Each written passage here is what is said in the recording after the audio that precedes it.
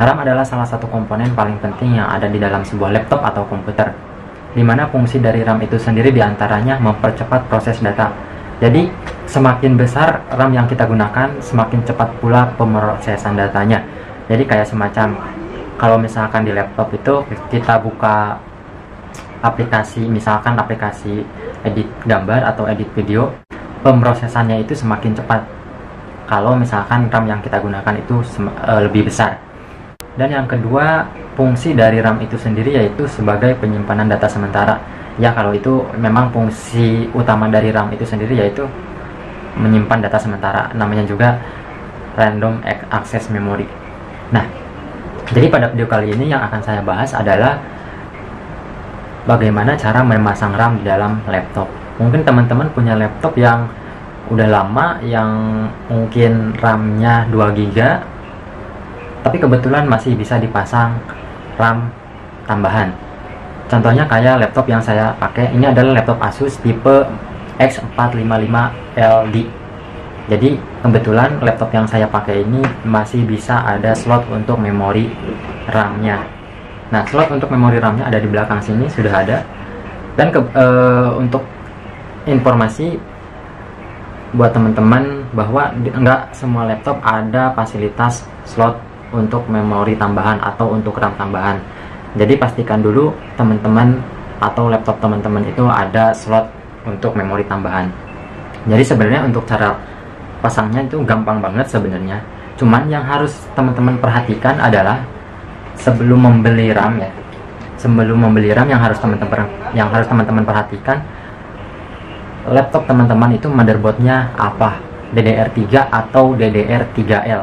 Yang kebetulan yang laptop yang saya pakai adalah motherboardnya itu DDR3L, dimana perbedaan antara DDR3 dan DDR3L itu perbedaannya di voltage-nya aja. Jadi kalau misalkan DDR3 itu voltage-nya itu memakan daya 1,5 volt, tapi untuk DDR3L itu lebih irit, dia pemakaian dayanya 1,35 volt gitu.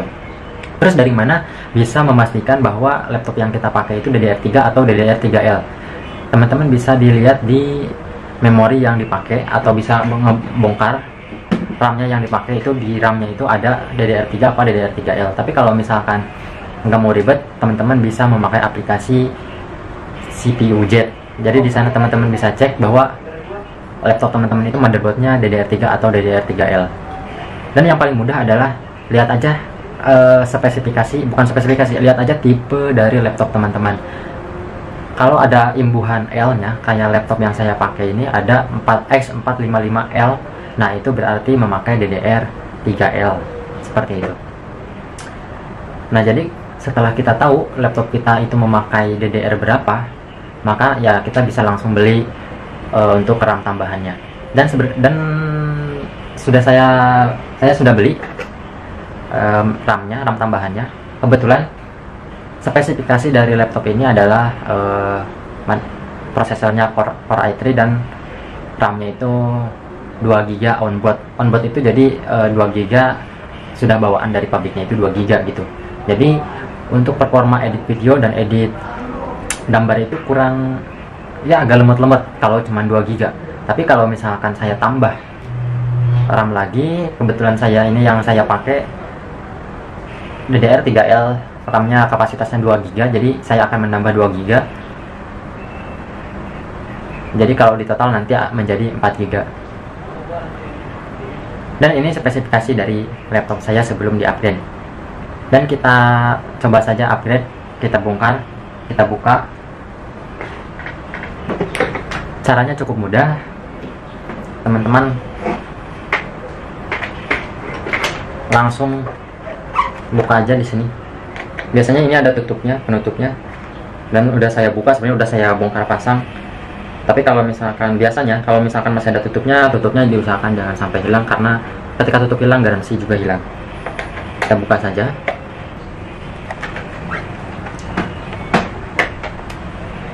Nah, untuk pemasangan RAM sendiri sebenarnya sama saja dengan pemasangan RAM yang ada di komputer. Jadi kalau untuk memasang RAM itu tidak perlu menginstal aplikasi, tidak perlu menginstal driver maksud saya. Nah, dan untuk pemasangan juga sangat mudah karena di sini sudah ada slotnya. Nah, di sini sudah ada slotnya seperti RAM yang ada di komputer. Nah, di sini kan sudah ada giginya. Kita disesuaikan dengan gigi yang ada di sini. Nah, kita masukkan, nah, lalu tekan sampai ada bunyi klik.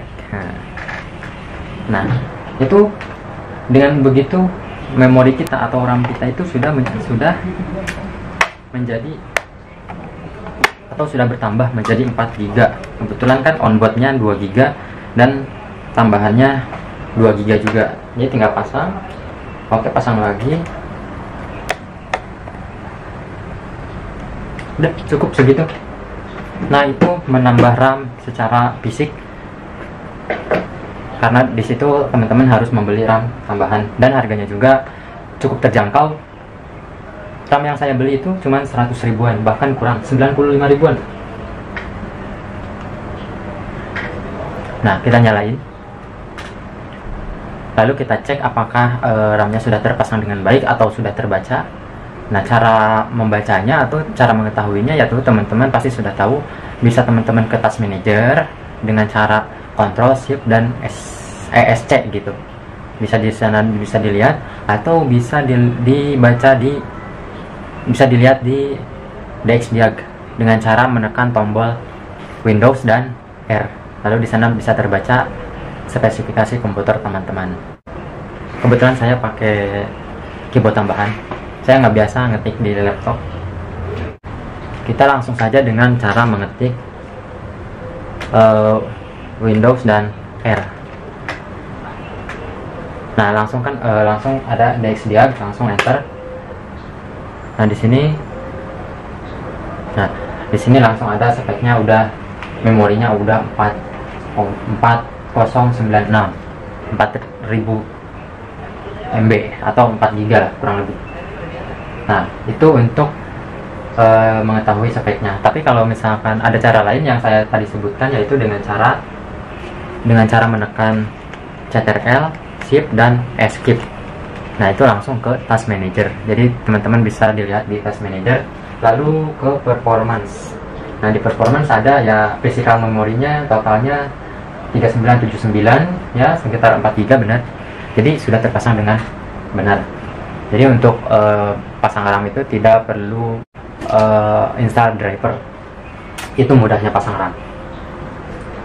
Nah, lalu tadi saya akan ngasih tahu untuk menambah memori virtual atau menambah memori tanpa harus tanpa harus membeli RAM. Nah, kebetulan kan sudah 4 GB, tapi kalau misalkan teman-teman masih onboard atau misalkan masih ada 2 GB atau 4 GB tapi onboard atau memori bawaan, bisa teman-teman menambah RAM-nya secara virtual, yaitu dengan masuk ke ini, saya di Windows 7 ya. Sebenarnya sama, cuman caranya aja agak sedikit berbeda. Lalu ke Windows, taruh ke komputer. Nah, di komputer itu ke Properties. Nah, di Properties di sini ada Advanced System Setting. Nah, di Advanced System Setting lalu ke Advanced. Di sini ada Performance, lalu ke Setting. Nah, di Setting langsung ke Advanced. Nah, di Advanced kan ada Virtual Memory langsung ke Change. Nah, virtual memory yang akan teman-teman tambahkan virtual memorinya itu di data C apa D. Teman-teman tinggal klik langsung ke custom size, pilih langsung berapa terserah teman-teman. Taruh misalkan 8000 itu 8 GB ya. Jadi dalam satuan megabit. Nah, di sini initial size-nya terus maksimum size-nya juga 8000. Oke, tinggal pilih oke. Oke. Nah, dari sini RAM teman-teman virtual memorinya sudah bertambah dan untuk performanya bisa dipastikan jauh lebih cepat dibandingkan sebelumnya. Nah, itu saja cara menambah RAM dengan cara menambah RAM fisik dan menambah RAM virtual. Dan mudah-mudahan tutorial kali ini bermanfaat buat teman-teman semua.